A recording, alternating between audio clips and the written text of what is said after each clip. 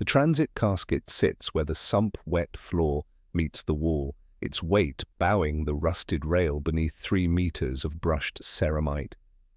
Prayer stencils have been overpainted so many times that the sigils have thickness, making a scabbed carapace across the steel. Oil mixes with preservative unguents into a sweetness that masks older smells, salt, copper, the vinegar of disinfectant, without erasing them entirely. 3 sanctified locks secure the lid, each bearing a different seal: the Ministerum's flaming skull, the Mechanicus cogwheel, and a third mark obscured beneath layers of blessed wax, its cipher refusing identification. A handler moves with the care of someone who has survived long enough to learn the weight of small mistakes.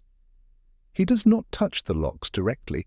Instead, he performs the rosary of tasks around them, checking the wax on the Ministerum seal for hairline fractures that would read as sabotage, drawing a finger along the cog-toothed edge of the Mechanicus sigil to feel whether the tool bit raised any fresh burrs. The blank third plate he only looks at and looks away from quickly. The paint around its socket is new, applied over something that required concealment. On his right hand, a vox ring glints, a loop of iron stamped with lightning bolt script, and 1 tear-shaped aperture. Sound will go in there later, codified syllables that transform penance into velocity. The activation cant sits heavy in his throat, 17 syllables of high Gothic that will strip away the last pretense of humanity from whatever lies within. He whispers the opening phrase without power behind it, testing the words. Surge penitens, surge et vindica. His breath fogs in the cold air as he checks that the ring sigil syncs properly to the collar cipher. Without synchronization, the collar reads all speech as command. Form Sanct 44 lies pinned beneath a brass weight, its parchment edges crisp with official seals. The header reads Application for Commutation to Ultimate Penance in flowing script, but the substance beneath speaks in ledger language, augmetic compatibility ratings, stimulant tolerance thresholds, estimated operational duration. Subject 397K, female, 32 standard years, condemned for ration fraud and possession of forbidden devotional iconography. Her crimes fill 3 lines, her specifications fill 3 pages. Augmetic compatibility, alpha-, optimal for neural interface integration. Psychological assessment, compliant to prayer rituals under duress. The paperwork reveals its own architecture of authority. Judge-arbitrator signatures in black ink authorize death. Confessor militant countersignatures in red commute to service. The third signature remains sealed beneath wax bearing an unfamiliar cipher, neither Ministerum nor Mechanicus, but something that requires concealment even from handlers cleared for weapons protocols. A ribbon of red twine knots to the wax disc, its impression a pilgrim's, staff worn nearly smooth from repeated use. Quota ledgers stack beside the transit forms, their numbers climbing past individual comprehension. This quarter's penitential quota stands at 18,000 bodies across 4 hive levels. The column for convertible narrows that to 6,300. The column for activated in action narrows again to 1,140. The remainder represents a mathematics of redemption that operates on scales dwarfing neighborhoods. The Calixis sector alone processes 6,000 commutations annually, each representing a life transformed into ammunition. Stamped across the forms, angled like hazard striping, a steel plate hangs on wire, etched with 2 words: Absolvitor Protocol 9. The letters are crisp, recent, not standard issue. Technical specifications blur together on the handler's data slate. Neural restraint override, stimulant cascade protocols, kill switch delay parameters. Standard deployment lasts 4 minutes 17 seconds. Protocol 9 permits extensions up to 43 minutes. The medical warnings fill 2 screens, but the operational authorization requires only the mysterious third seal. Through the casket's viewing port, 3-97K lies motionless in preservation gel, her scalp bearing fresh electu scarification in spiraling patterns. Neural restraint collars circle her throat in 3 bands: word lock, sigil lock, circuit lock, each connected to monitoring cables that pulse with faint bioluminescence. Her augmetic limbs gleam with weapon housings, but her face remains human enough to suggest dreams or nightmares. Storage Bay Secundus stretches beyond this single unit, its rails supporting 47 identical caskets. Each bears similar documentation, similar seals, similar promises of redemption through violence. The institutional architecture reveals itself through accumulation, intake processing, conversion facilities, deployment authorization flowing through channels that require signatures from judges, confessors, and mysterious third parties whose authority remains deliberately obscured. Who holds power to commute death into living weaponization, and what operational reality does Protocol 9 represent? The casket offers no answers, only the promise that somewhere, in the institutional maze above, decisions transform human guilt into expendable force through channels that prefer shadows to scrutiny. The handler's data slate chimes with requisition updates, pulling focus from the individual casket to the institutional web that feeds it. 3 separate authorities converge over the flesh within, each claiming distinct jurisdiction through carefully negotiated boundaries that blur under operational pressure. The seals on Form Sanct 44 are not decoration, they are jurisdiction-made wax, each representing a different face of imperial power, claiming ownership over the transformation of guilt into violence. The Adeptus Ministorum speaks first in matters of penance, holding ancient rites to confession, absolution, and the refinement of suffering into sacrament. Their confessor militants frame Arco-Flagellation as ultimate redemption, sins burned away through righteous pain, the condemned elevated to instruments of divine wrath. But the decree passive forbids the ecclesiarchy from maintaining men under arms, a prohibition carved in blood during the age of apostasy, when priestly armies nearly shattered the Imperium.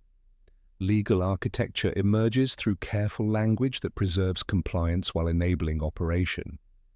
Weapons are not soldiers. Penitents are not men. Service is not conscription. Each semantic distinction opens operational space while maintaining the fiction that no priest commands an army. Into that space steps the Ordo Hereticus, requisitioning bodies under purgation powers that transcend planetary jurisdiction. Where the Ministorum pronounces rights, the witch hunters' requisition means their mandate to cleanse heresy extends to weaponizing the cleansed, their writ moving across precinct and planet alike with secrecy that ensures paper trails end where their sigils begin.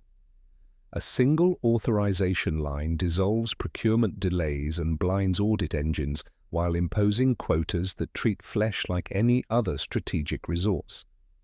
The Adeptus Mechanicus provides what neither priest nor inquisitor can produce: repeatability. Their tech adepts certify collars and restrainers, validate stimulant formulations by batch, maintain the coffins that preserve flesh between deployments.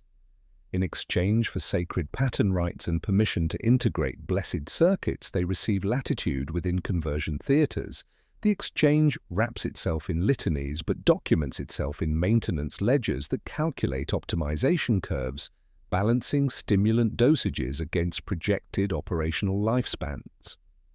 Documentary analysis requires systematic lenses to parse institutional mechanics.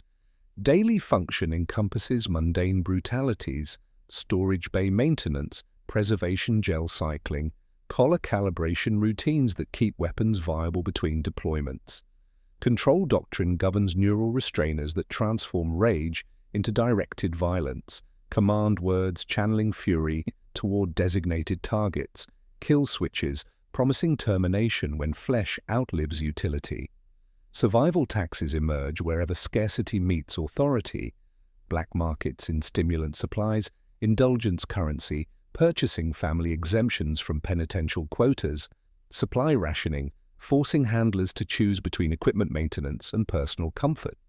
Spiritual costs prove hardest to quantify but most pervasive, operating through catechisms that launder violence into virtue, teaching families to recite prayers for their weaponized kin, while confessor sermons recast systematic brutality as divine mercy. Form Sanct 44 formalizes these exchanges through tri-signature requirement that distributes moral responsibility across institutions, while concentrating practical authority in handler protocols. The judge-arbitrator's mark transforms alleged guilt into sanctioned death.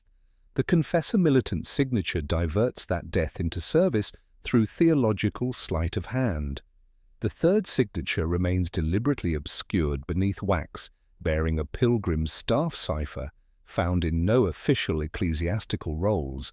This final authorization does not merely permit, it exempts, allowing documents to move past inspections while enabling Protocol 9 extensions that push subjects beyond standard safety parameters into realms where restraint systems begin failing statistically rather than absolutely. Body supply presents the system's fundamental contradiction. The Imperium faces constant personnel shortfalls across every institution, yet penitential quotas continue rising quarter over quarter. Hive populations provide bulk through minor heresies, ration fraud, unlicensed devotional practices, failure to report seditious speech. Planetary judges maintain conviction rates correlating suspiciously with quarterly targets, their sentencing patterns adjusting to meet demand rather than crime severity. The mathematics of salvation operate through throughput metrics where souls saved per penitent deployed become more important than individual moral transformation. A clerk approaches carrying data stylus and blessed inkpad, her robes bearing crossed keys of administrative authority.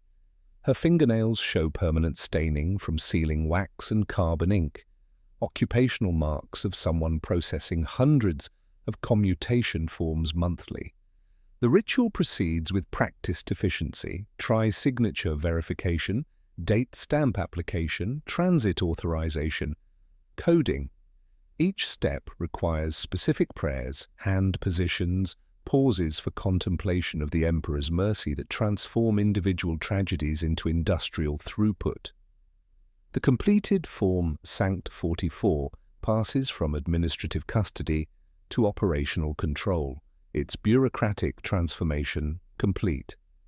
The confessor receiving it bears identical ink stains, evidence of systematic processing that conceals origins behind careful jurisdictional boundaries. How did private flagellant traditions evolve into managed armament programs, and what authority requires the concealed third signature enabling Protocol 9 deployment? The legal framework provides structure but suggests historical compromises requiring theological innovation to reconcile doctrine with operational necessity. The tri-signature framework governing Form Sanct 44 represents the final sediment of theological evolution spanning millennia, each institutional seal marking compromises hammered from older contradictions. Before coffins bore 3 locks, flagellant processions moved through imperial streets as private devotion, barefoot penitents under rain, knotted cords opening backs pain, functioning as proof of contrition rather than policy instrument. The ministorum contained these practices through regulation without elimination, establishing confraternities with fixed dates and prescribed hymns while preserving the spectacle's crowd management utility. The age of apostasy transformed proof into systematic policy. Gogevandire's apparatus showcased public penance as ledger of obedience, demonstrating Paine's effectiveness for managing populations through controlled religious frenzy.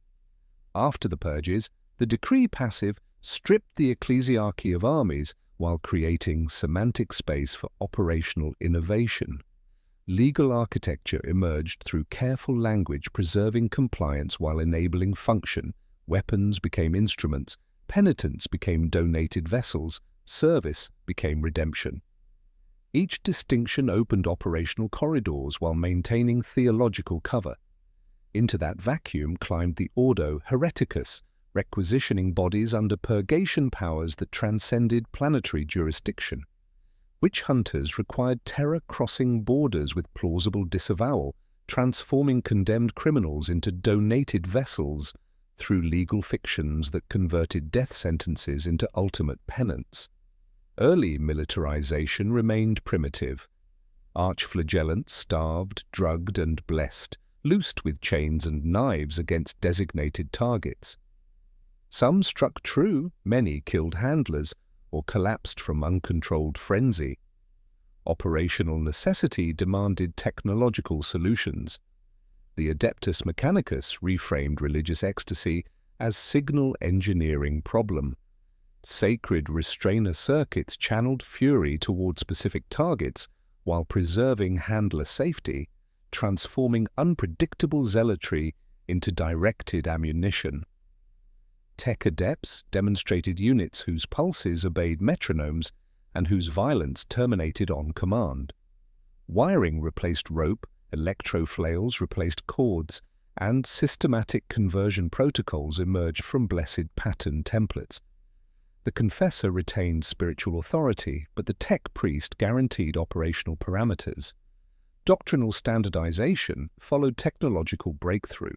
Manuals layered rites over checklists until procedure read like prayer, establishing theoretical pathology ladder governing individual transformation. Contrition strips away name and identity, anchoring subjects to liturgical frameworks. Conditioning builds obedience reflexes through controlled pain and hypno-indoctrination. Conversion surgically overwrites flesh with mechanical purpose. Deployment releases timed fury toward designated targets. Disposal concludes the cycle through cremation or salvage when reliability decays. Each stage carries blessings making descent feel like spiritual ascent. Diocesan redemption tithe quotas emerged as administrative innovation managing supply flows across planetary populations. Each diocese receives quarterly targets measured in heads rather than souls, precise numbers of converted penitents required for sectoral deployment. Quota fulfillment becomes measure of episcopal effectiveness, creating institutional pressure for creative interpretation of heretical behavior. Families receive indulgent scrip and reduced penances in exchange for consent signatures on documents they cannot read. The Lash Catechism provides theological framework for social pacification during recruitment phases. 12 lines of high Gothic prayer position penitent service as ultimate blessing, sins burned away through righteous suffering, families elevated through association with divine instruments. Children learn verses before understanding meaning, reciting promises that weaponization equals salvation. The Catechism transforms individual tragedies into community celebrations while providing psychological armor against guilt or resistance. Whispered accounts suggest the concealed third signature belongs to inquisitorial subsection coordinating penitent programs across sectors. The Pilgrim Staff cipher allegedly provides exemption from standard oversight, enabling Protocol 9 deployment beyond safety parameters when strategic necessity demands flesh expenditure exceeding normal quotas. This shadow authorization converts caution into license, allowing extended operations that push subjects past reliability thresholds. Historical analysis reveals fundamental contradiction between mercy rhetoric and throughput optimization. Theological language positions Arco-Flagellation as divine gift, elevating condemned souls while cleansing imperial space. Operational reality demonstrates industrial process converting guilt into ammunition through systematic dehumanization masked by religious ceremony. Purgation success increases next quarter's expectations, forcing parish and precinct to adjust convictions meeting targets rather than crime patterns. The evolution from private flagellant traditions to managed armament programs represents theological innovation serving strategic necessity rather than spiritual transformation. Sermons count souls while ledgers count operational minutes. Mercy remains the operative word, but its content inverts. To be spared execution means conversion. To be converted means discharge like ammunition when crisis deepens. What specific criteria govern selection for conversion programs, and how do diocesan quotas translate into individual condemnations? The historical framework provides context, but suggests selection mechanisms operating through bureaucratic machinery that transforms abstract numbers into specific flesh-bearing names, crimes, and augmetic compatibility ratings.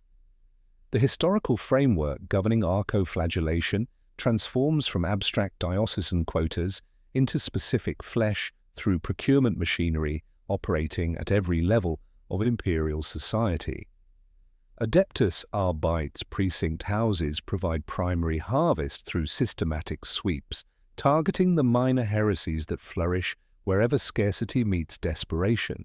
Possession of unlicensed devotional iconography stamped from tin and soot, distribution of counterfeit sacramentals bearing improper blessings, ration fraud exceeding administrative tolerance thresholds.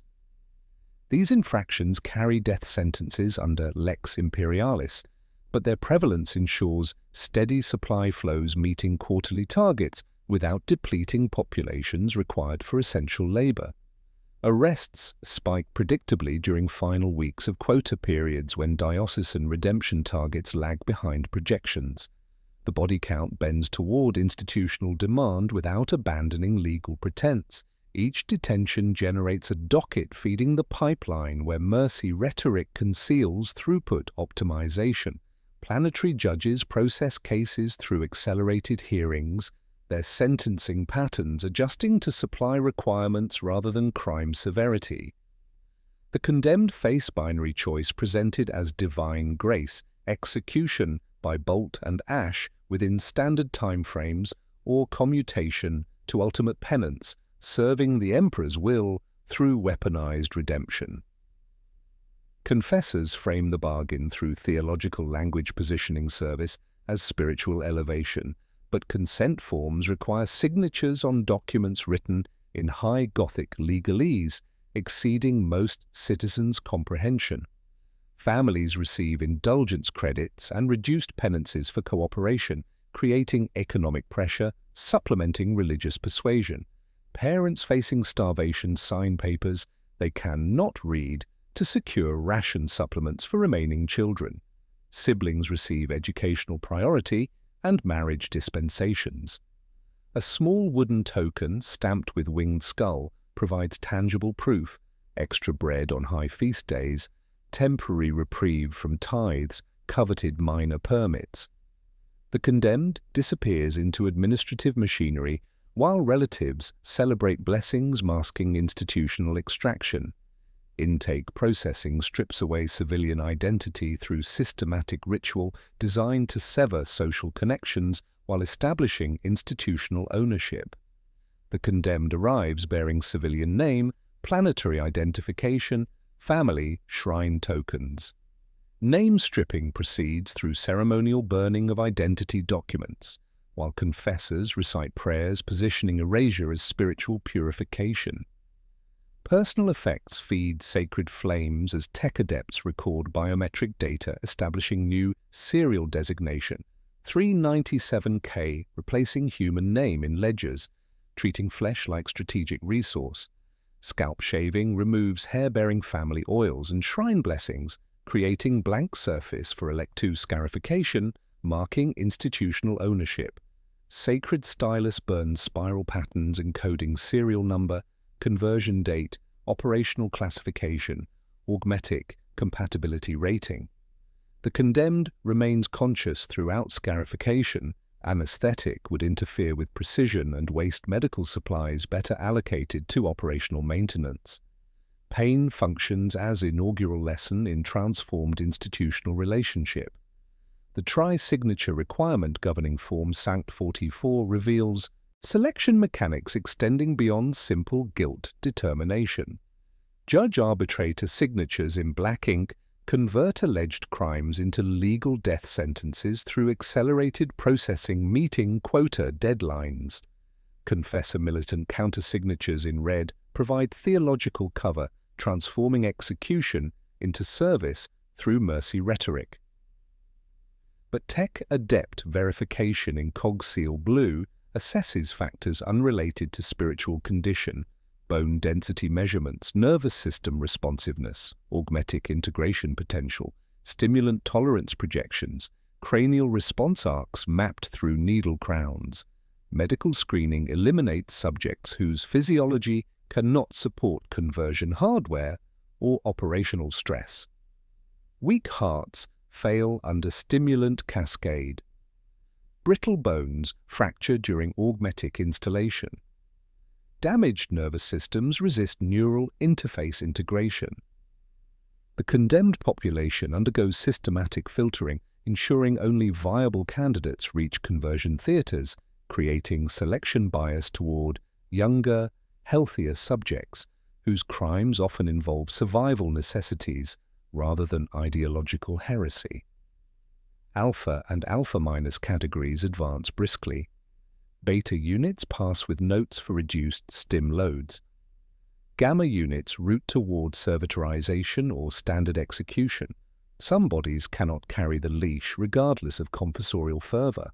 Survival taxes emerge wherever institutional machinery intersects with human desperation.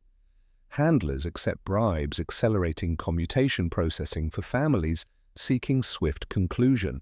Confessors sell priority placement in conversion queues.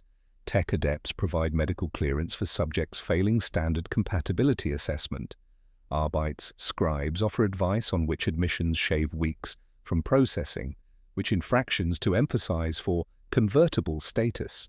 Each transaction transforms mercy into currency while maintaining theological language positioning corruption as divine providence working through human instruments. The pipeline's core contradiction manifests through mercy rhetoric covering industrial throughput optimization. Sermons describe ultimate penance as spiritual gift, elevating condemned souls while cleansing imperial space.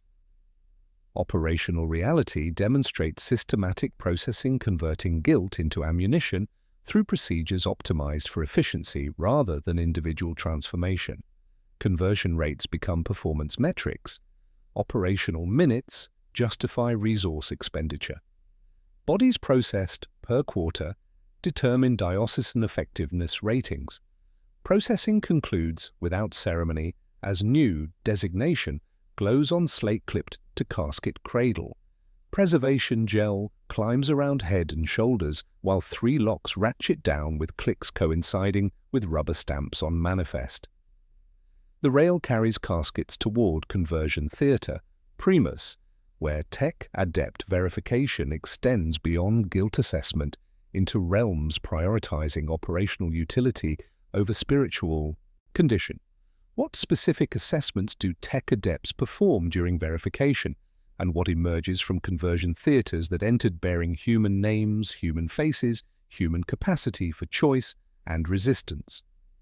The casket-bearing designation 397K disappears through pneumatic seals into conversion theatre primus, where tech-adept verification extends beyond guilt assessment into systematic flesh re-engineering.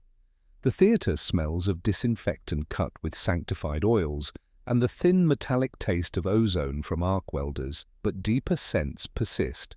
Copper, salt, the vinegar of preservation compounds, mixing with older stains that resist cleansing. White light floods surgical tables bearing blessed tool marks from previous procedures. Cables hang like roots from ceiling mounts, while servo skulls circle with scanning beams mapping bone density, nervous system responsiveness, and augmetic integration potential calculated during initial screening. Chemical identity erasure begins immediately as hydraulic arms lift the subject onto surgical cradle capable of rotation, locking, or drainage as procedures require.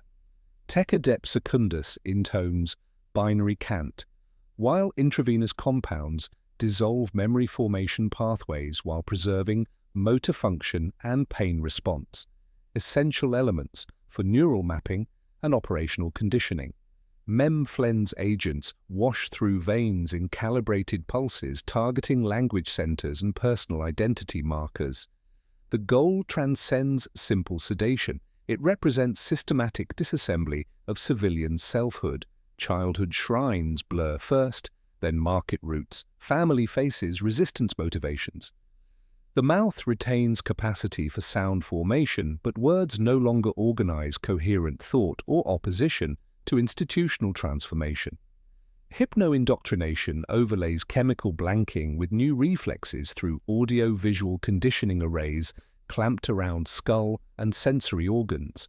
Over hours, catechism loops couple with pain stimuli until specific phrases become physiological valves, controlling blood flow, breathing patterns, and neural firing sequences. Still the flesh, unleash the wrath, obey the hand. Each line associates with tone, families keyed later to handler vox ring frequencies. The conditioning suppresses spontaneous speech by linking syllable formation to low-grade electric burns on tongue and throat tissues. Unauthorized vocalization becomes physically unpleasant, then impossible, as vocal cords receive modification replacing speech capacity with vox-modulated combat howls activated through external command rather than personal choice. Skeletal reinforcement proceeds through blessed adamantium threading inserted into major bone groups, ribs, spine, skull, limb joints, providing structural support for augmetic installation while creating conductive pathways for neural interface systems. Bone saws sing sacred hymns through their work, pitch modulating according to density readings as ceramite-laced grafts replace weaker structures. The threading creates artificial skeleton capable of supporting combat stresses and weapon weight exceeding normal human tolerances. Pain governors installed during skeletal modification, establishing artificial tolerance ceilings, preventing shock-induced system failure while preserving pain response for operational conditioning and handler control mechanisms. Stimulant reservoir implantation requires precision exceeding most battlefield surgery, as 3 separate chambers nestle against modified ribcage architecture. The triad cocktail defines combat tempo through chemical regulation rather than psychological conditioning. Fury floods limbic systems with aggression inhibitors removed, collapsing hesitation into motion at the expense of fine judgment. Focus tightens signal-to-noise ratios in cortex regions, producing target acquisition capabilities under strobing light and smoke interference. Fortitude hardens metabolism against shock and damage, enabling continued operation until duty completion, regardless of injury accumulation. Each compound carries color coding for handler reference, red, white, black, with binary tags indicating permissible combinations and absolute overdose limits that trigger system warnings. Limb weaponization transforms human appendages into sanctified instruments through systematic replacement and modification procedures. Arms receive blessed chainsword housings, electro-flail mechanisms, or stormbolter integration, depending on tactical requirements and subject compatibility ratings. Hands lose digits to accommodate weapon-mounting rails while radial bones undergo milling for housing installation. Servo drills create channels along ulnar and radius bones, filling theater air with bone dust scent mixing with existing preservation odors. Each modification requires neural interface calibration, ensuring weapons respond to thought impulse rather than conscious decision, creating involuntary response systems activated through external command protocols. Neural restrainer collar installation represents conversion's most delicate phase, determining operational viability versus disposal routing. 3 separate control systems nest within blessed ceramite housing, circling throat and connecting to spinal interface points. Word lock responds to specific activation cant spoken by authorized handlers bearing proper Vox Ring certification. Sigil lock requires visual confirmation of blessed symbols presented at correct angles and distances. Circuit lock maintains hardline connection, enabling remote termination when operational parameters exceed safety thresholds or mission completion occurs. Each system operates independently with separate power sources, creating redundancy, preventing accidental activation, while ensuring handler safety through multiple termination options. Risk progression during conversion follows predictable patterns documented across thousands of procedures through systematic failure. Analysis. Fugue collapse occurs when chemical identity erasure proceeds too rapidly, leaving subjects catatonic but physically intact, requiring disposal through servitor conversion or cremation depending on augmetic salvage value. Rage storms emerge during hypno-indoctrination when suppression protocols fail, and uncontrolled fury manifests before collar installation, necessitating immediate termination to prevent theatre damage and personnel casualties. Organ failure from stimulant cascade represents most common conversion mortality, as hearts rupture under chemical stress or kidneys shut down from toxin accumulation exceeding biological tolerance limits. Early kill switch testing occasionally produces partial terminations where clean arcs at prescribed amperage stop cortical function while sparing brainstem loops, creating ambulatory corpses with functional motor systems but absent consciousness. Hands continue clenching and unclenching. Legs seek rhythm without purpose. Data adepts mark these as conversion failures requiring secondary termination measures: spinal bridge, severance, inhibitor flooding, blessed disposal rites, over remains that once bore human names and civilian hopes. Throughout conversion procedures, confessor militant maintains vigil, reciting bead prayers, positioning systematic dehumanization as spiritual elevation, each surgical stage receiving theological blessing, transforming technical modification into sacred transformation. The confessor's litanies provide institutional cover for procedures, reducing human beings to ammunition, while maintaining fiction that conversion represents divine mercy rather than industrial processing. Data adept intones serial designations like saints' names. Unit 397K, conversion stage 4, complete, neural interface integrity 98.3%, creating religious atmosphere around systematic flesh reallocation, meeting quarterly quotas.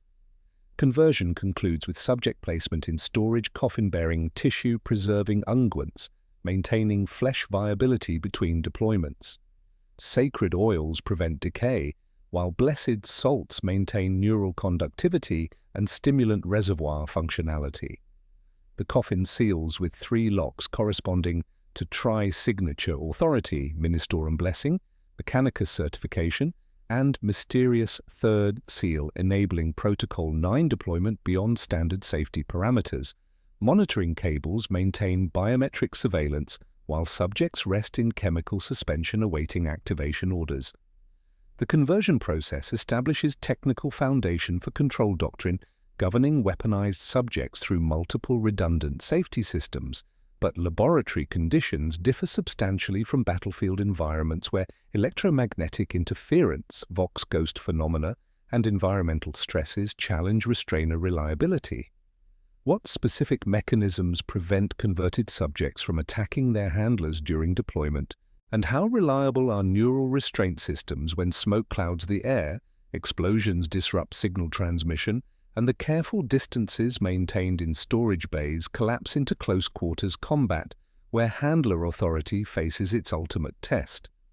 The conversion theaters empty their subjects into a governance system where surgical precision meets institutional authority, transforming weaponized flesh into controlled ammunition through handler cadre trained to speak the language of leash and liturgy. Control doctrine begins where surgery ends, requiring systematic protocols that distribute authority across specialized roles while preserving handler survival against beings engineered for violence. The triune structure mirrors the collar system's restraining converted subjects, each providing redundant safety measures against the fundamental problem of commanding fury without becoming its target. Handler teams operate through carefully defined hierarchies reflecting the tri-signature authority governing form Sanctum 44. Confessor Militant provides spiritual legitimacy through litanies keyed to hypno-indoctrination conditioning, their Vox ring bearing 17 syllables of High Gothic that unlock word-lock systems. Tech Adept manages technical systems governing stimulant release, neural interface monitoring, and hardline termination protocols through data slates displaying biometric feedback in real-time color bands. Optional Battle Sister serves as mercy arbitrator when resources permit, authorized to override both priest and tech adept when operational parameters suggest excessive collateral damage or mission compromise. Activation protocols require coordinated timing across handler specializations, beginning with tri-lock opening ritual that mirrors the conversion process in reverse. Sacred unguents drain from storage coffins through blessed recycling systems as preservation gel cycles clear of respiratory passages. The Confessor recites Blessed Cant, while Tech Adept initializes collar systems, Surge Penitens, Surge et Vindica, Dolor Sanctificat, Ira Purificat. Each phrase triggers specific physiological responses mapped during conversion. The subject's electus scarification glowing with faint bioluminescence as neural interfaces synchronize with handler equipment. Metronome tones pace stimulant release from implanted triad reservoirs according to tactical requirements and environmental conditions. Standard deployment maintains 60 beats per minute corresponding to walking pace during approach phases. Combat tempo increases to 120 beats, matching sprint intervals and close-quarters engagement. The Tech Adept monitors 3 color bands, red fury, white focus, black fortitude, adjusting mixture ratios to maintain operational effectiveness while preventing cascade failure that terminates subjects through cardiac arrest or neural overload. Restrainer logic operates through triune safety systems, providing redundant control, mechanisms against documented failure modes that emerge when laboratory conditions meet battlefield reality. Wordlock responds to specific activation cants spoken by authorized handlers, but electromagnetic interference from plasma weapons creates static that garbles command syllables. Battery bleed affects collar power systems during extended deployments, reducing signal strength until commands require multiple repetitions or fail entirely. Zealotry override represents the most dangerous failure mode as subjects experiencing religious ecstasy occasionally resist termination commands through fanatical determination, exceeding restrainer capacity. Sigil lock requires visual confirmation of blessed symbols presented at correct angles and distances, creating backup control when audio systems fail. Handlers carry sanctified tokens bearing geometric patterns keyed to collar optical sensors, but smoke obscures visual contact while debris blocks sightlines during urban operations. Circuit lock maintains hardline connection, enabling remote termination regardless of interference, delivering lethal voltage directly to brainstem regions through 3 separate modes: instant termination within 2 seconds, gradual shutdown over 30 to 60 seconds, or delayed termination after predetermined intervals. Institutional tension emerges between Mechanicus preferences for tight leashes with brief releases versus Confessor desires for spectacular extended purgations demonstrating divine wrath. Tech adepts calculate optimal operational windows, balancing stimulant effectiveness against system degradation, typically recommending 4-minute deployments with mandatory recovery periods. Confessors frame longer engagements as spiritual necessity, arguing that abbreviated violence fails to demonstrate proper penance or provide adequate cleansing for accumulated sins.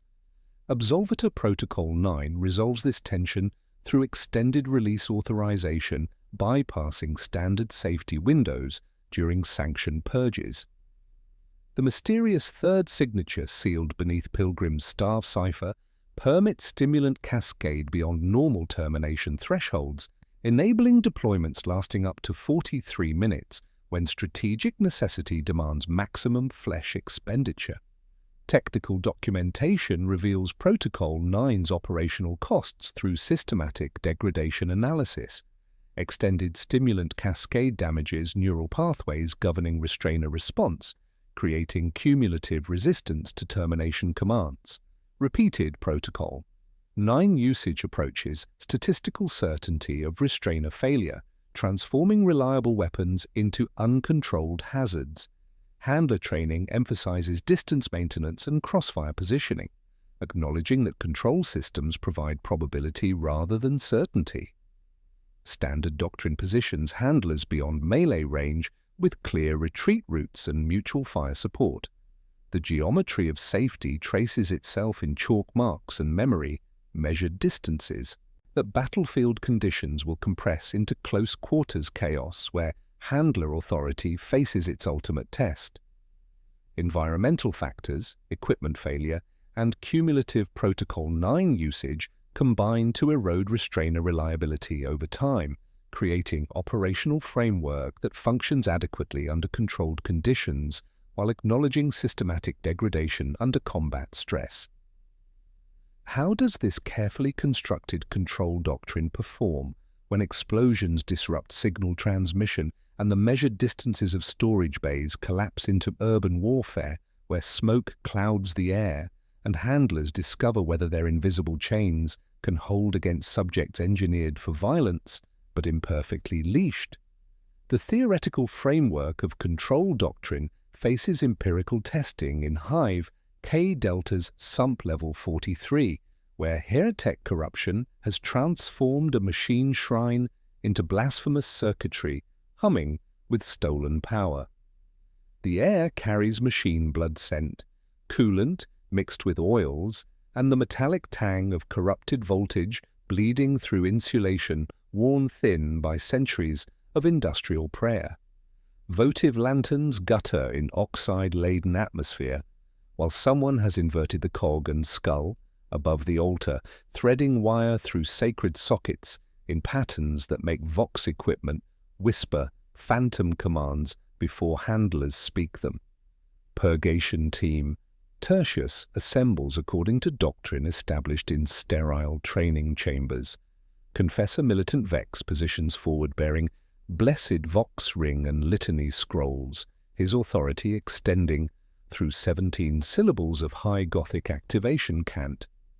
Tech Adept Kappa 9 maintains data slate monitoring 6 biometric feeds from behind ceramite cover, his augmetic interface calculating optimal stimulant ratios and restrainer battery consumption.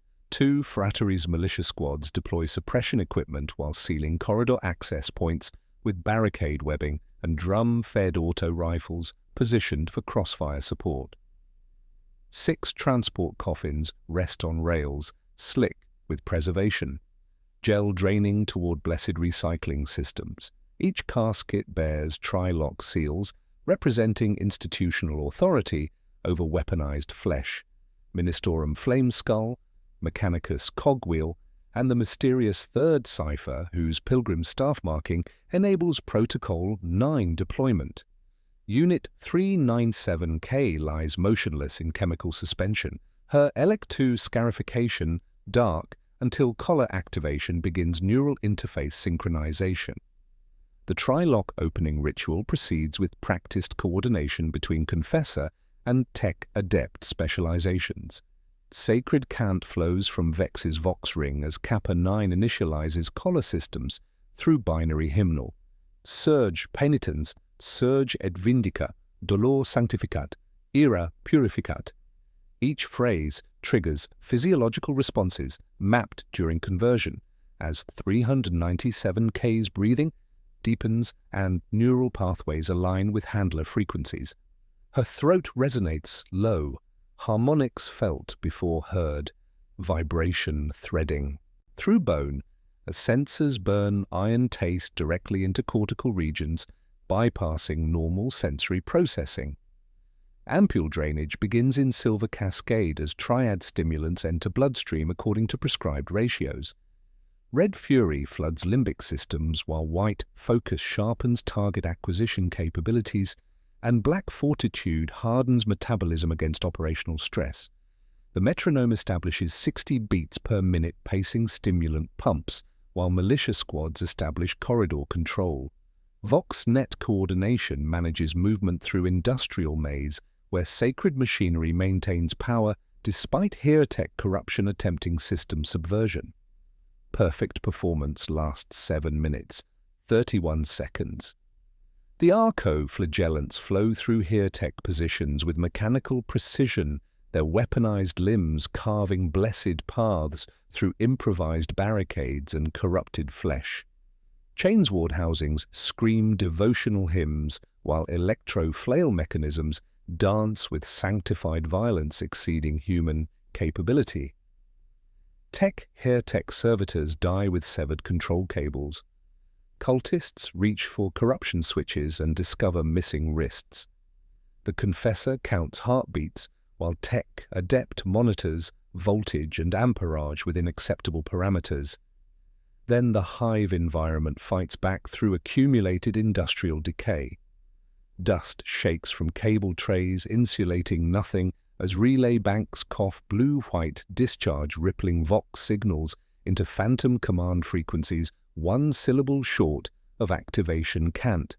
The metronome clock slips heartbeats as power fluctuations affect tempo regulation, creating irregular stimulant pulses disrupting chemical balance. Somewhere beneath grating, circuit breakers trip and collar systems request charge that will never arrive. Vox ghost interference broadcasts spectral frequencies across abandoned levels, while electromagnetic noise from plasma conduits corrupts handler communications. Unit 397K's neural interface struggles against signal degradation as her collar systems strain between conflicting inputs. Her movements begin flowing beyond targeting litanies, while ELEC2 scarification flares with irregular bioluminescence indicating restrainer stress. The Tech Adept's data slate flashes warnings about neural pathway degradation and battery drain approaching critical thresholds requiring immediate intervention or tactical withdrawal. Confessor Vex invokes Protocol 9 through the mysterious third authorization channel. Absolvator Protocol 9, spoken into Vox Ring's secondary frequency, keyed to Pilgrim's cipher. The sealed authorization permits extended release beyond safety windows, enabling stimulant cascade that will eliminate remaining threats while pushing subjects past reliability thresholds. Kappa 9 hesitates as mathematical projections slope toward system failure, then completes the bridge authorizing triad reservoir discharge. Stimulant overrun transforms controlled weapons into engines of unrestrained fury as chemical balance dissolves into cascading biological chaos. The Arco-Flagellants exceed tactical parameters, their violence becoming fluid, destruction surpassing mission requirements. Unit 397K tears through positions while her collar systems fail against Protocol 9 override attempting to dissolve restrainer authority through sheer biochemical force. Kill arc activation becomes necessary as targeting drift threatens militia positions. Kappa 9 triggers hardline termination, delivering lethal voltage to brainstem regions. Unit 284M collapses instantly as intended, but 397K flickers under termination command and continues operation as degraded restrainer systems fail to deliver killing amperage. Her Protocol 9 exposure creates resistance to commands guaranteeing shutdown under laboratory conditions. Collateral damage accumulates as uncontrolled units engage heat signatures without discrimination. 2 militia sections die under friendly fire while sacred machinists maintaining shrine operations in adjacent chapel fall to electro-flail strikes carving through blessed steel and consecrated flesh. The heretics die conventionally under bolt rounds, rather than divine retribution, their corruption ending through ammunition expenditure rather than weaponized penance. Handler hesitation marks operational conclusion, as Confessor Vex faces Unit 397K standing amid carnage, with chainsword cycling and scarification pulsing irregularly. One clean metronome tone emerges as Kappa 9 manages signal restoration for 3 seconds. The unit responds to clean frequency, movement slowing before collapse, as stimulant cascade overwhelms cardiovascular systems designed for brief deployment rather than extended operation. Cleanup rites begin immediately with speed, suggesting institutional familiarity with operational aftermath. Sacred oils wash Hirtek blood while crematoria prepare for unnamed remains requiring ash blessing and ledger notation. Disposal quotas tick upward requiring flesh balance tonnage for tonnage. Replacement requisitions flow through administrative channels as mission success generates demand for fresh subjects meeting next quarter's purgation requirements. The Manufactorum Purge reads success on data slates, but cost accounting reveals deeper mathematics of victory requiring systematic analysis. The Manufactorum returns to regulated industrial hum as purgation aftermath transforms visceral carnage into ledger mathematics revealing economic architecture underlying tactical success. Data adepts arrive before bodies finish cooling, their styluses calculating cost ratios, determining whether divine violence represents resource optimization or fiscal hemorrhaging disguised as operational necessity. Cleanup crews work through debris fields, while crematoria queues extend through 3 shifts, processing tonnage requiring ash blessing and systematic disposal documentation. Casualty accounting presents complex arithmetic balancing, Arco-Flagellant. Operational minutes against militia lifespans and munitions conservation versus future medical obligations. Standard Guard breach protocols projected 18 hours with armored support, 9,000 rounds expenditure, plus demolition charges and burn casualties from plasma vent breaching. Purgation achieved control in 12 minutes, 41 seconds active violence consuming 860 militia rounds, while chains and blades provided the remainder. The ratios appear clean until names surface. Militia losses stand at 2 sections eliminated during collateral backlash, 18 dead, whose training costs, equipment investment, and family pensions create fiscal obligations extending decades beyond termination. 7 sacred machinists died in their own chapel when targeting protocols slurred beyond recognition, their specialized knowledge requiring years to replace through apprenticeship programs already strained by sector-wide personnel shortages. 21 heretics justified the incursion, but cost little to kill and much to reach through institutional machinery optimized for throughput rather than efficiency. Tech Adept Kappa 9 submits repair assessments revealing systematic degradation patterns affecting operational sustainability. 3 surviving units require collar recabling as Protocol 9 exposure burned neural pathways governing restrainer response, creating cumulative resistance to termination commands. Units 397K and 284M qualify as total write-offs, one with complete cortical necrosis repurposed for servitor component harvest, providing minimal conversion investment return, another declared non-salvageable beyond scrap metal reclamation. Stimulant reservoir replacement exceeds maintenance budgets, while weaponized limb housings require blessed oils and consecrated ammunition drawing from supplies allocated to guard regiment support. Confessor Vex delivers sermon over remains too damaged for individual identification, his litanies positioning systematic destruction as spiritual necessity, while administrative machinery calculates replacement costs. The theological language transforms fiscal crisis into divine providence, but ledger mathematics operate according to different principles. Crematoria operations consume sacred oils and blessed incense allocated across multiple diocesan facilities, while Form Sanct 44 signatory families receive absolution credits and memorial tokens, wooden discs bearing winged skulls entitling holders to marginal ration increases and reduced penances. Successful purges generate diocesan quota adjustments through feedback loops where demonstrated capability justifies increased mission assignments exceeding sustainable operational tempo. The diocese revises its redemption tithe upward by 4% for next quarter, citing tactical effectiveness while creating exponential resource requirements that exceed supply chain capacity during sector mobilization. Each victory generates demand for additional victories requiring fresh subjects whose procurement strains judicial systems already processing maximum case loads.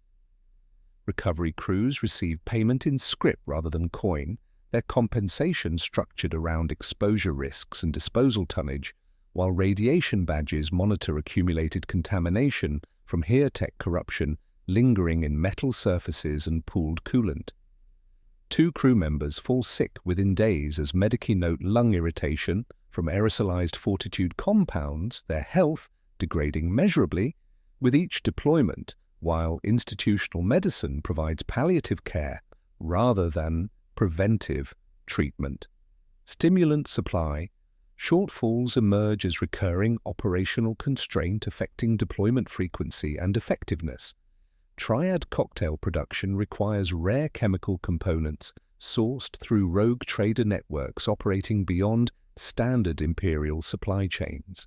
Protocol 9 deployment consumes stimulant reserves at accelerated rates, creating shortfalls that ripple through logistical chains already strained by sector-wide mobilization. Substitution orders authorize diluted focus compounds and aged fortitude lots, while handlers rely increasingly on rhythm and ritual compensating for degraded chemistry. Supply officers file variance reports revealing preservation unguent rationing to half-measure per coffin, forcing tech adepts to stretch supplies with cheap oils that sour after week-long storage cycles. The mathematics of victory reveal fundamental contradictions between tactical success and strategic sustainability, as each deployment consumes resources requiring months to regenerate while creating demand for additional operations, straining systems beyond designed parameters. Storage Bay Secundus receives 4 damaged units requiring specialized maintenance protocols, while supply shortages force handlers to choose between equipment reliability and personal safety. What constitutes adequate maintenance for living weapons whose operational effectiveness degrades with each deployment? And how do systematic supply shortages affect weapon functionality when institutional promises of support dissolve under resource constraints, prioritizing throughput over sustainability? The damaged units from the Manufactorum Purge settle into Storage Bay Secundus, where tactical victory dissolves into maintenance reality, revealing preservation protocols that transform weaponized flesh into industrial inventory requiring systematic care. Cold penetrates hull plating as atmospheric recyclers struggle against accumulated moisture, creating rust blooms across transport rails, bearing 47 caskets in various states of functionality. The vinegar preservation stench mingles with disinfectant and sacred oils, but deeper odors persist: copper from blood traces, salt from tissue breakdown. The sweet corruption of unguents stretched beyond recommended dilution ratios. Handler line walk begins at 0400 hours, breath fogging, in recycled air. A systematic seal verification proceeds casket by casket according to maintenance protocols designed for equipment rather than former human beings.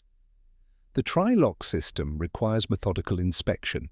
Ministorum flame skull, checking for wax fractures indicating tampering or decay. Mechanicus cogwheel testing for tool bit damage suggesting unauthorized access. Mysterious third seal examining cipher integrity while avoiding direct contact with markings that resist identification. Each lock receives blessed oil from ration supplies, while handlers recite Lash Catechism fragments, providing psychological stability during proximity to weaponized flesh. Grant them peace in service, grant them purpose in pain, grant them silence in suffering. The 12-line litany loops through consciousness as protective ritual against contamination, from proximity to converted subjects whose dreams leak through preservation gel in microtremors tracked by cogitator arrays. Stasis monitoring reveals physiological patterns, suggesting residual consciousness persists through chemical suppression. Neural firing sequences corresponding to speech attempts, muscle contractions mimicking writing motions, eye movements tracking invisible targets. The monitoring equipment translates human persistence into data streams, while handlers maintain professional distance through ritual recitation. Routine failure drills occur every 72 hours as tech adepts test tri-lock mechanisms under simulated deployment conditions. Each lock cycles through opening and sealing sequences while cogitators verify electrical continuity and mechanical integrity. Injection purging clears stimulant reservoirs of accumulated sediment, while electrode maintenance ensures neural interface conductivity remains within acceptable parameters. The procedures require blessed tools and consecrated replacement parts, whose supply depends on Mechanicus foundries operating beyond local control or predictable delivery schedules. Survival taxes emerge wherever institutional promise meets resource scarcity, forcing handlers to supplement inadequate supplies through personal expenditure. Preservation unguent rationing creates stench accumulation, requiring private incense purchases from shrine vendors, charging premium prices for blessed aromatics. Handlers pool credits for communal braziers while accepting exposure to chemical compounds, whose long-term effects remain undocumented in medical literature. Form Sanct 44 signatory families receive half rations pending merit certificates, whose issuance depends on operational deployment rather than spiritual condition. Parents wait months for bread supplements while children develop nutritional deficiencies tracked by Medicaid but not addressed through institutional medicine. A near-activation incident demonstrates system degradation under operational stress. As repressurization, failure creates cascade effect through bay atmosphere.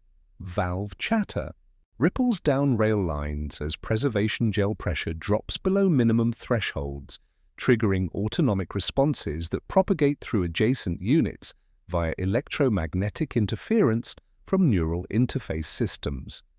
Shudder cascade ripples along 47 subjects simultaneously experiencing partial arousal without activation commands. Emergency tone emitter deployment floods bay atmosphere with metronome frequencies calibrated to restore stasis conditions before full activation occurs. 23 minutes pass before systems stabilize, revealing 3 subjects requiring immediate medical intervention, while remainder settle into chemical suspension bearing elevated stress markers. The incident reveals tri-lock ritual inadequacy when mechanical systems fail under accumulated wear exceeding maintenance schedules. Wax seals crack from temperature fluctuations, while metal components corrode from atmospheric contamination. The mysterious third cipher shows particular vulnerability to environmental degradation, its pilgrim staff marking fading despite blessed preservation treatments applied during installation ceremonies. Stimulant deliveries arrive diluted beyond specifications as supply shortages force chemical substitution throughout distribution networks. Watered focus compounds provide reduced targeting effectiveness, while aged fortitude lots create cardiovascular stress exceeding design parameters. Tech adepts note systematic degradation in operational readiness as chemical potency declines, while deployment demands remain constant. The mathematics of preservation reveal institutional contradictions between promised capability and delivered performance. Storage protocols designed for equipment preservation prove inadequate for maintaining weaponized human beings whose biological systems resist mechanical treatment through systematic degradation requiring intervention exceeding standard maintenance budgets. Supply shortages cascade through preservation, stimulant, and replacement part networks, while institutional demand increases quarterly without corresponding resource allocation. Who controls the supply chains providing parts, stimulants, and coffin components essential for weapon maintenance? And where do additional penitents originate when diocesan quotas increase beyond local judicial capacity to provide condemned subjects through standard legal processing? Storage Bay Secundus's systematic degradation traces upstream through supply networks where redemption operates as currency and flesh functions as strategic resource, revealing economic architecture spanning sectors through chains that blend sacred commerce with grey market necessity. The watered stimulants and corroded collars, compromising weapon readiness emerge from procurement systems where institutional demand exceeds legitimate supply capacity, forcing reliance on networks operating beyond standard oversight while maintaining theological cover through careful documentation. And blessed transactions. Material flows begin in minor guild shafts where ceramite quotas meet extraction realities under contracts negotiated in tonnage rather than individual salvation. Guild tithe masters allocate ore portions for coffin construction, while indentured workers extract raw materials under conditions generating their own penitential quotas, creating feedback loops where supply chains produce both containers and contents through systematic exploitation disguised as industrial necessity. The blessed steel travels to Mechanicus forge temples maintaining production schedules coordinated with diocesan redemption tithes, their assembly lines calibrated to process neural restraint systems in batches corresponding to quarterly conversion targets. Collar assemblies require rarer components as sub-forges mix conductive inks with machine Saint Ash, printing logic pathways into ceramite rings, while battery bricks demand cold-forged alloys and sanctioned lithium gels whose shortages force cannibalization from retired units and battlefield recoveries. Triple safeties calibrate against reference tones recorded in quiet chambers far from operational noise, each manufacturing deviation propagating into misheard commands and slow-kill arc failures. Shrine foundries provide blessed components through artisan guilds whose bead braiding, wire threading, and electus stylus crafting support cottage industries, dependent on steady flesh processing for economic viability. Rogue trader vessels anchor the system's fragility through charter agreements obscuring cargo manifests behind trade permits and sacred passage documentation. Dynasty Kryn maintains exclusive stimulant transport contracts, while Dynasty Sulmek specializes in discrete body movement through passenger compartments reconfigured for casket storage. The triad cocktail, Fury, Focus, Fortitude, depends on hinterworld alkaloids, void distilled solvents, and neural binders brewed under Mechanicus license that planetary manufactories can stretch but never replace. When convoys slip to pirates or storms, Focus arrives degraded while Fortitude crystallizes in ampule necks, forcing handlers to compensate through rhythm and ritual for chemistry that no longer obeys theoretical parameters. Transport operates through theological necessity as interplanetary movement runs on charters oscillating between diocesan need and sector priority. Rogue traders accept freight that official void lines refuse, coffins, unguents, collars packed as liturgical fittings, while stimulants travel declared as medici precursors. The mysterious pilgrim staff cipher works throughout these networks, a lacquered stamp-melting audit wax, while enabling Protocol 9 units to ride under sealed authorization past dock checks with loaders instructed against reading stencils. Body procurement operates through diocesan redemption tithes imposed on hive populations exceeding density thresholds, quotas justified through theological language positioning excess population as spiritual burden requiring systematic reduction.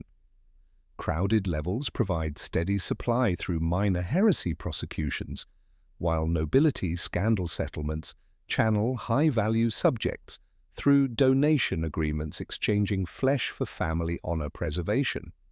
House Mordian maintains 3 charitable foundation fronts purchasing condemned subjects for rehabilitation programs, while House Ventrilla operates conversion centers exceeding diocesan efficiency standards, generating tax exemptions and social prestige while producing weaponized assets available for House Guard supplementation. Arbite's docket clearance bartering enables systematic processing acceleration as precinct houses trade condemned subjects for administrative favors, judicial priority, and resource allocation. Selection within these flows produces specialized markets where augmetic-compatible physiology commands premium prices over simple guilt. Alpha miners' hearts and flexible spines attract off-record interest through backroom negotiations where cogitators hum behind triptychs while cooling fans prevent wax from running. Confessors offer 2 beta candidates for 1 alpha minus plus indulgence chits, while precinct clerks add docket clearing for friends, their ledger entries maintaining dignity through transfer of penitential assets between cooperating parishes. Financial circuits flow through inquisitorial requisitions, moving black budget authorization chits through sacred accounts resisting audit oversight while enabling resource allocation exceeding normal institutional budgets.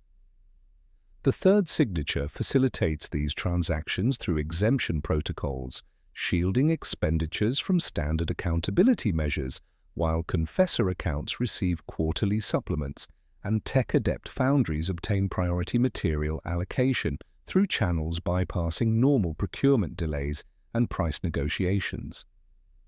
Overflow management operates through quiet rogue trader pacts, enabling off-world penitent shipment without standard paperwork via passenger manifest manipulation and cargo hold reconfiguration. Dynasty vessels carrying legitimate pilgrimage groups supplement passenger loads with caskets bearing false documentation, identifying weaponized subjects as deceased pilgrims, requiring transport to shrine worlds for blessed interment. These arrangements provide institutional flexibility, managing supply fluctuations while generating additional revenue streams for trader dynasties accepting regulatory risks. Backroom bidding wars emerge around specific condemned categories as institutional buyers compete for subjects meeting particular operational requirements, specialty markets developing around crime types where heretical iconography possession provides subjects with demonstrated religious conditioning, while ration fraud cases offer healthy physiology uncomplicated by narcotic dependency or industrial contamination. Tech adepts mark wrists with grease, signaling easy interface, while sisters look away long enough allowing trades to stand, money moving as faith through inquisitorial requisitions, laundering steel into sacraments. The supply chain maps simultaneously as catechism and marketplace where each component claims sanctity while extracting profit through systematic integration between legitimate imperial commerce and flesh processing operations. Legal frameworks enable institutional cooperation while maintaining theological cover as minor guilds, forge temples, shrine foundries, and transport dynasties coordinate production schedules with conversion quotas through financial circuits, channeling resources via accounts, resisting standard oversight. What specific black market structures emerge around absolution and flesh trading when legal channels prove inadequate? And how does the mysterious third signature facilitate irregular transactions bypassing accountability measures while enabling operations requiring institutional deniability?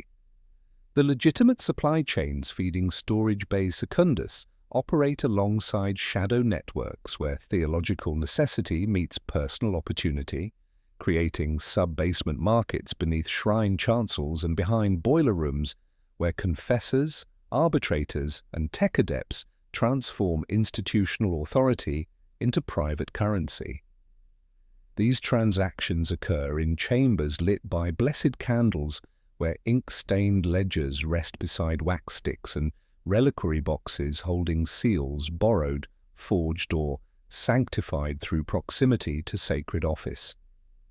The trade speaks in whispers between those who understand which signatures move what flesh, creating commerce that wears piety like a mask while serving crude, commercial purposes.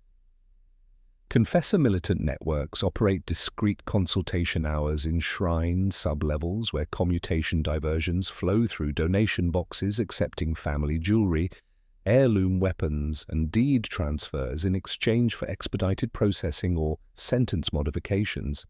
A scheduled execution becomes ultimate penance through pen stroke and quiet transfer of indulgence, scrip funding, parish roof repairs, and hymnal purchases.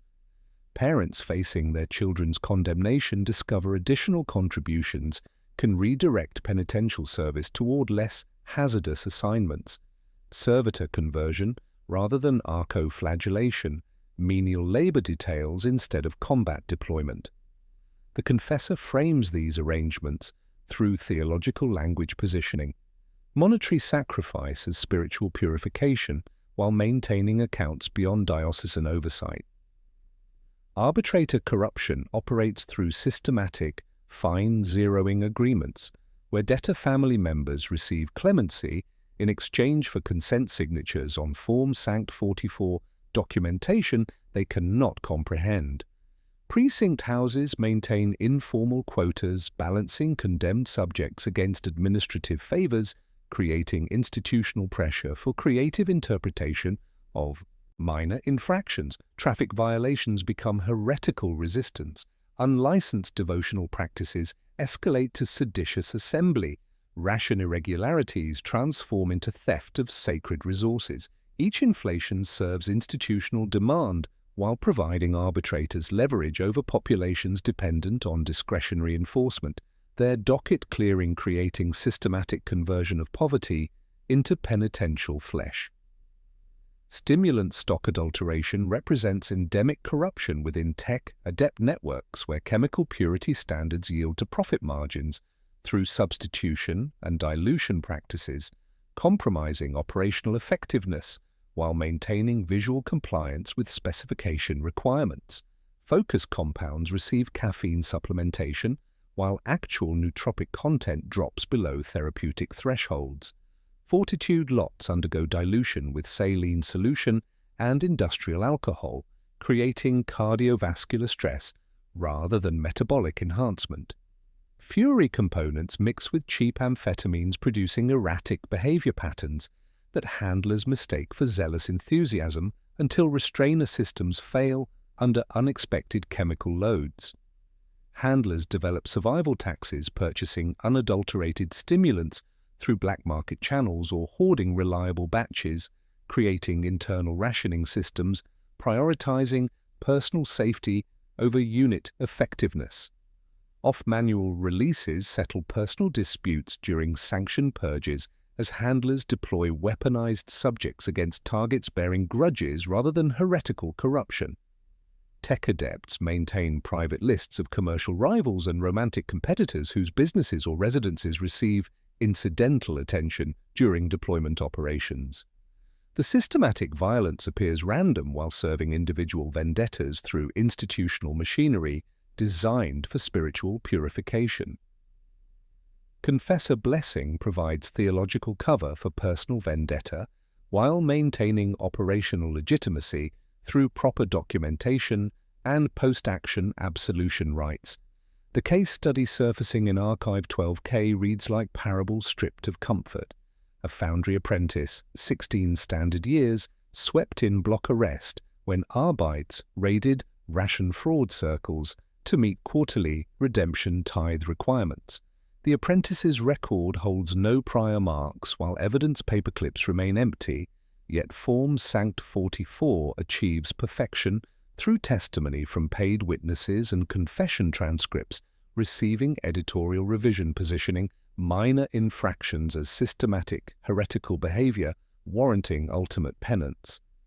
Judge Seal appears in black ink, confessor countersignature in red, and beneath hard wax disc, the mysterious third authorization enabling conversion despite evidentiary inadequacy. The apprentice's mother leaves hair braid at parish desk, receiving wooden token and promise of bread, while her child disappears into administrative machinery. Investigation of the concealed cipher reveals the institutional architecture enabling systematic corruption through exemption protocols shielding irregular transactions from accountability measures. The pilgrim's staff marking represents inquisitorial subsection authorization, bearing cramped high Gothic caption reading Absolvitor Exemption. Documents bearing this seal exit audit paths, move across precincts without trace, and authorize Protocol 9 deployment through presumption of necessity rather than demonstrated requirement. The exemption functions as shield rather than instruction, converting standard oversight into operational latitude while enabling resource allocation exceeding normal institutional budgets through black budget authorization chits moving through sacred accounts resisting standard accountability measures.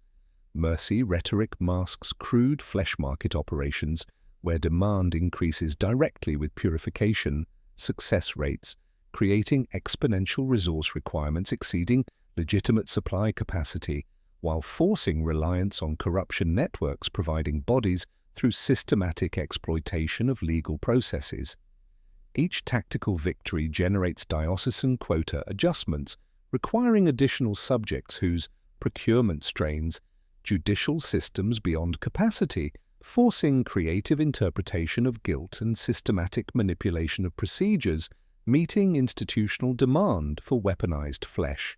Success breeds demand, breeds corruption, breeds supply through channels that transform theological necessity into commercial opportunity. Human residue tracks the edges of this system like soot, accumulating in evidence lockers as conversion processing strips away civilian identity markers. Locks of hair blessed by household priests, regimental badges from military service, marriage tokens bearing spouse names and blessing dates pile in storage containers requiring blessed cremation, consuming sacred oils, while families receive standardized memorial tokens bearing generic iconography. These remnants represent human connections severed through institutional transformation, their accumulation providing material evidence of systematic dehumanization occurring behind theological language positioning conversion as spiritual elevation. Sister Hospitaller Magna's confidential memo correlates Protocol 9 overuse with control system degradation through statistical analysis, revealing exponential failure rates among subjects experiencing extended stimulant cascade. The data demonstrates systematic reliability decay as neural pathways governing restrainer response suffer cumulative damage from chemical overload, creating uncontrolled hazards rather than directed weapons. Protocol 9 usage increases 18% this quarter, while restrainer failures climb 13%, arithmetic recording sin without naming it such. The memo circulates, gathers polite stamps, and disappears under inquisitorial seal, its implications threatening operational doctrine while revealing institutional knowledge of systematic degradation patterns. The corruption networks feeding Arco-Flagellation programs operate through theological frameworks providing legitimacy for systematic exploitation while serving individual profit motives, transforming institutional authority into personal currency. Sacred language conceals crude commerce while mercy becomes negotiable commodity whose price increases with institutional demand. The hymns remain loud above basement markets, washing ceilings and speakers until they sound like weather, while pain sanctifies, rage purifies, and obedience redeems through catechism, stitching seams where ledgers meet litanies. What specific catechism renders this systematic horror theologically acceptable to populations witnessing neighbors disappear into conversion machinery? And if mercy functions as currency within these systems, what does it purchase from faithful populations whose compliance enables institutional extraction through blessed channels that transform atrocity into sacrament. The corruption networks operating beneath storage bay secundus require theological architecture, transforming systematic exploitation into sacred necessity, creating doctrinal frameworks that enable populations to witness neighbors disappear into conversion machinery while maintaining spiritual equilibrium through catechism positioning atrocity as sacrament.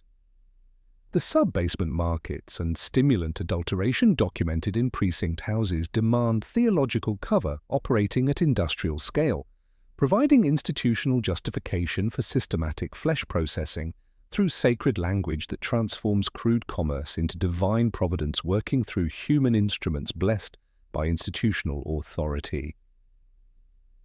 Confessor sermons establish theological foundation through three-pillar doctrine, positioning systematic brutality as spiritual necessity requiring community acceptance and individual sacrifice. Pain functions as prayer, ascending through suffering toward divine attention, each scream and convulsion representing direct communion with the Emperor's will, more pure than spoken litany or written devotion. The doctrine teaches that voluntary suffering burns away accumulated sin while involuntary pain purifies through divine judgment, creating theological framework where conversion represents spiritual elevation rather than institutional consumption.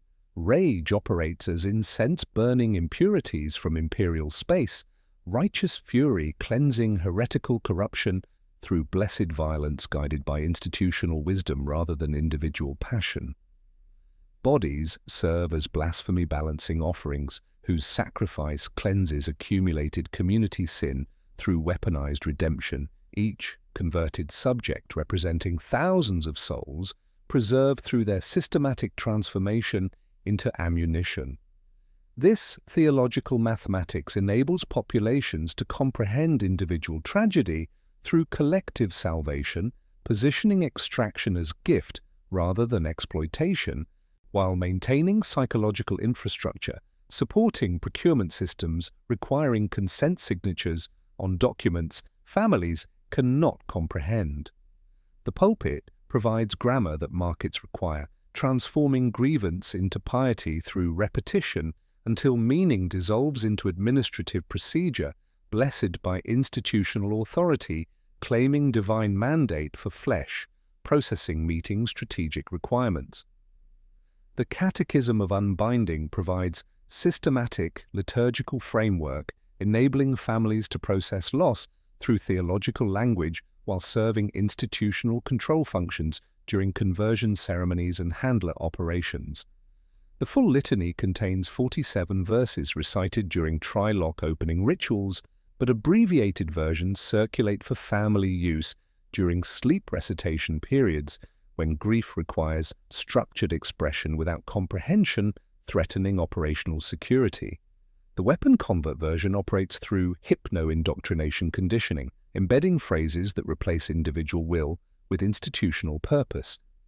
Bind the name, unbind the flesh, still the memory, free the deed, suffer the lash, secure the gate.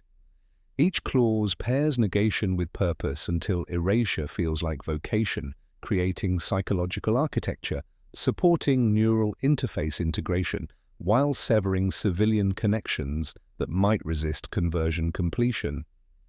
The Catechism transforms identity destruction into spiritual preparation, systematic dehumanization into sacred transformation, blessed by confessor authority.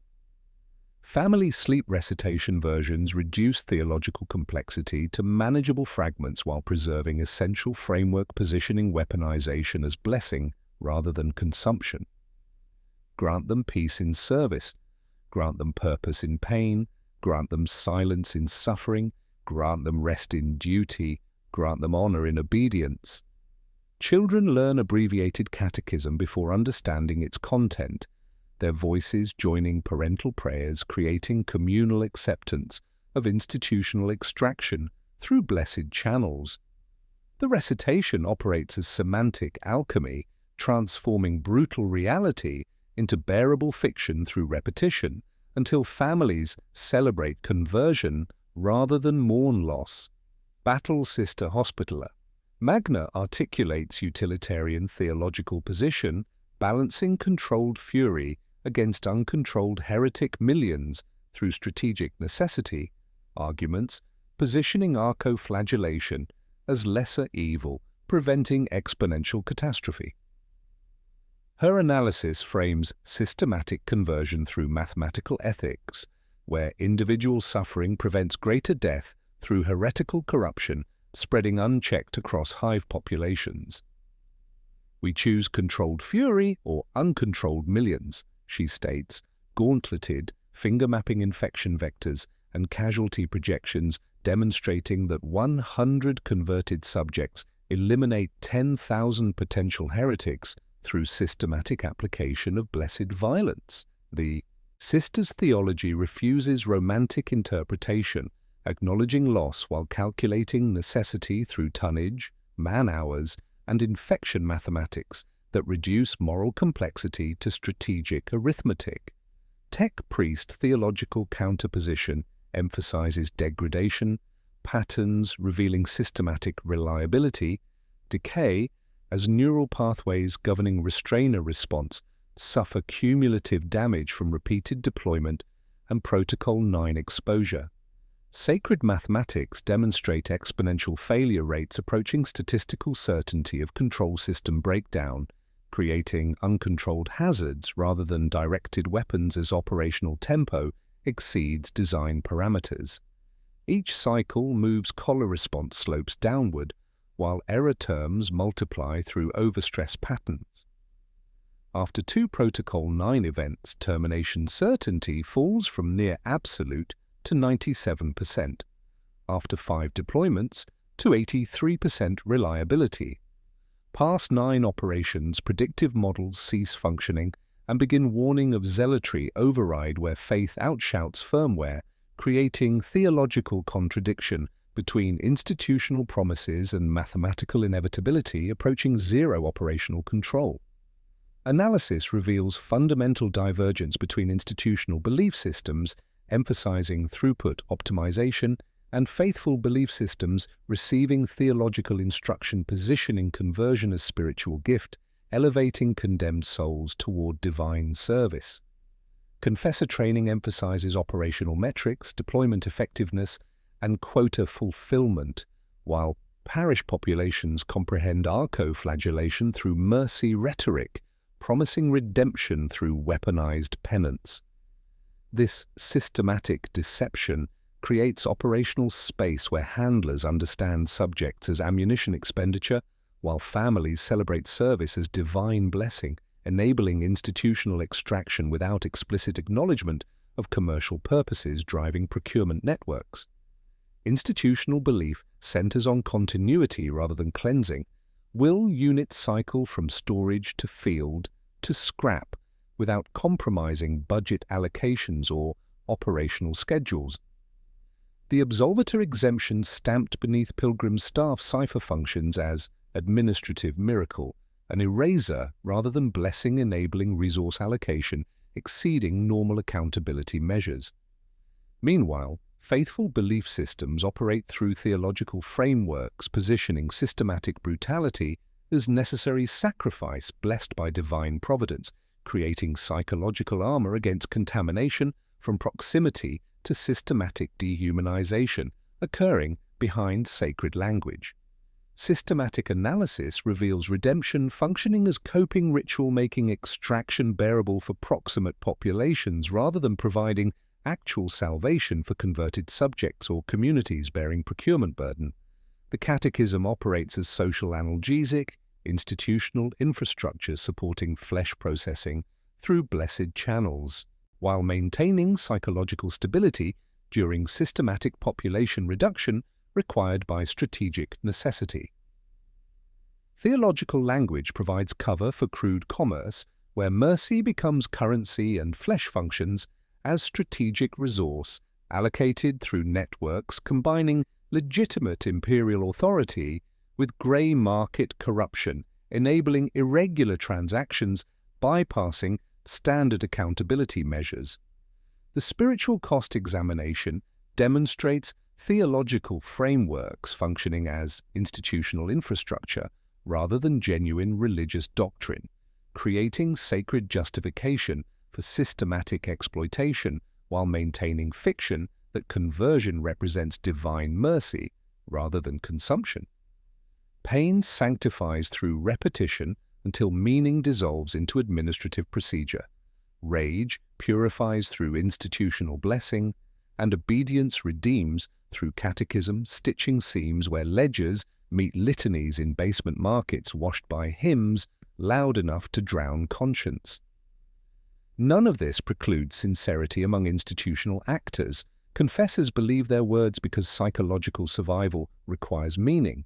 Sisters believe their arithmetic because they inhabit mathematical reality, where choices reduce to lesser evils. Tech priests believe their curves because system failure electrocutes handlers first. The faithful believe layered interpretations permitting work to continue while preserving spiritual equilibrium necessary for social stability. Thus, hymns become audits of grief, while audits become hymns, pacing weeks between requisitions in civilization without remainder, where coping rituals represent the only surplus institutional machinery can afford. The theology of the unmade reveals systematic transformation of sacred language into operational cover, where theological terminology conceals mathematics of resource allocation and flesh expenditure, creating frameworks enabling extraction through blessed channels while maintaining psychological infrastructure supporting compliance with procurement systems. Individual conclusion approaches as theological justification meets operational reality in Storage Bay Secundus, where damaged units await final disposition through procedures balancing resource recovery against disposal costs, revealing ultimate questions about service termination and bodily remainder that theological rhetoric cannot answer through catechism alone. How do penitent service terms conclude when operational utility expires? Through graceful retirement ceremonies promised by pulpit doctrine, or kill switch activation eliminating assets exceeding maintenance budgets? And what becomes of bodies outliving their designed purpose within systems optimized for throughput rather than individual transformation or genuine spiritual redemption promised by theological frameworks positioning systematic horror as sacred necessity? The theological frameworks justifying systematic flesh processing face their ultimate test through Unit 397K's terminal deployment in a marginal war where diocesan quotas exceed stimulant supply capacity, revealing the operational reality beneath sacred language. The border skirmish lacks strategic significance, orc raiders probing defensive lines while guard regiments deploy elsewhere, but quarterly redemption tithe obligations demand flesh expenditure, demonstrating diocesan effectiveness regardless of tactical necessity. Handler Team Tertius assembles with degraded equipment reflecting supply shortages cascading through procurement networks. Confessor Vex bears a Vox ring requiring battery replacement, while Tech Adept Kappa 9 operates data slate, displaying warnings about stimulant purity and collar reliability after repeated Protocol 9 exposure. Sister Hospitaller Magna reviews medical assessments revealing Unit 397K's neural pathways showing cumulative damage, her cortical response patterns indicating diminished restrainer effectiveness, approaching statistical failure thresholds. The tri-lock opening ritual proceeds despite equipment degradation as preservation gel drains from storage coffin bearing 3 sanctified seals. Unit 397K's Electu scarification glows irregularly, neural interface struggling against accumulated damage, while collar systems request charge from batteries approaching depletion.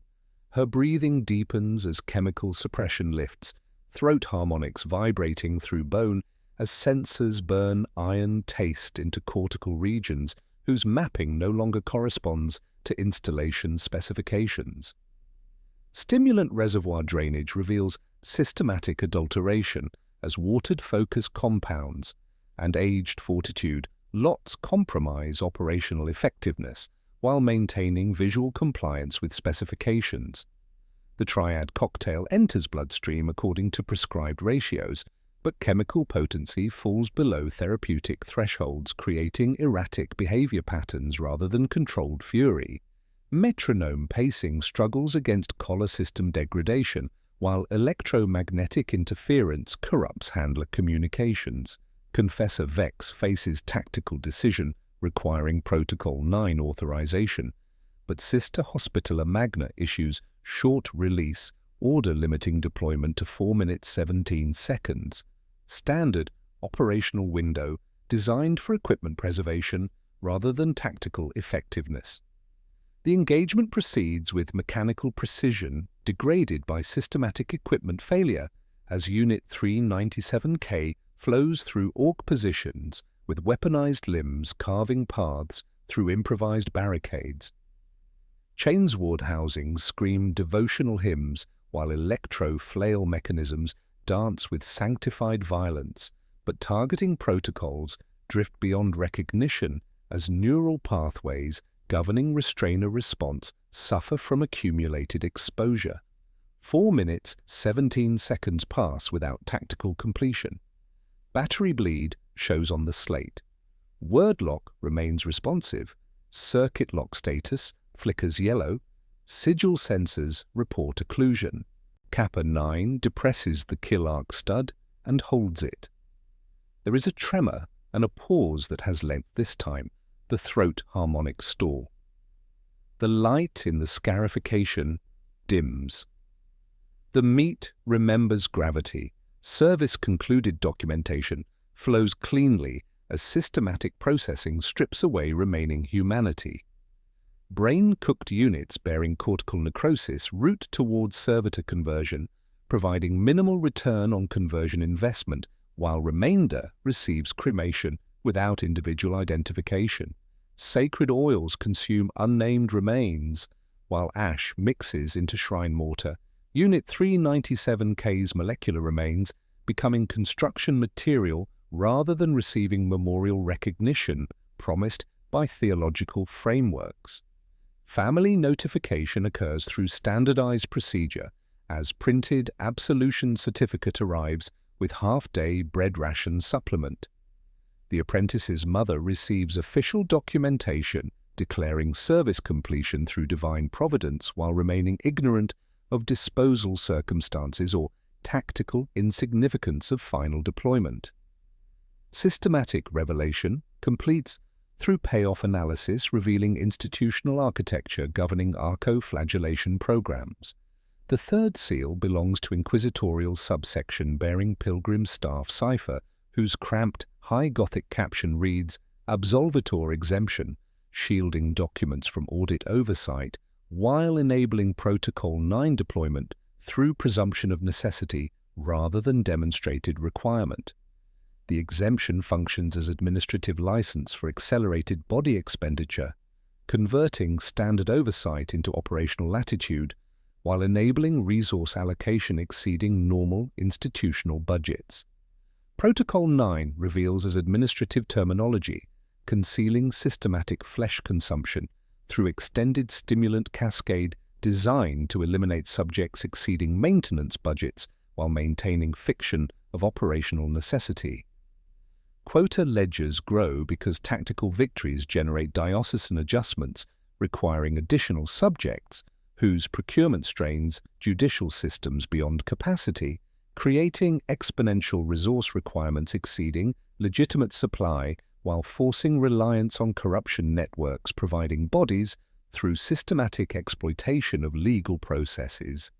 The empty casket returns to storage bay Secundus bearing identical preservation gel stains and rust blooms, its interior cleaned through blessed disinfectant while exterior stencils receive fresh paint over scarred ceramite. Sacred unguents pool in familiar patterns as tri-lock seals await next subject requiring name erasure and serial designation. The rail system continues cycling through intake, conversion, deployment, and disposal, while preservation equipment hums with mechanical consistency, transcending individual tragedy through operational continuity. The final lesson emerges through systematic analysis. In Scarcity Empire, redemption equals conversion efficiency terminology where theological language conceals mathematics of resource allocation and flesh expenditure. Pain sanctifies through repetition until meaning dissolves into administrative procedure, while rage purifies through institutional blessing.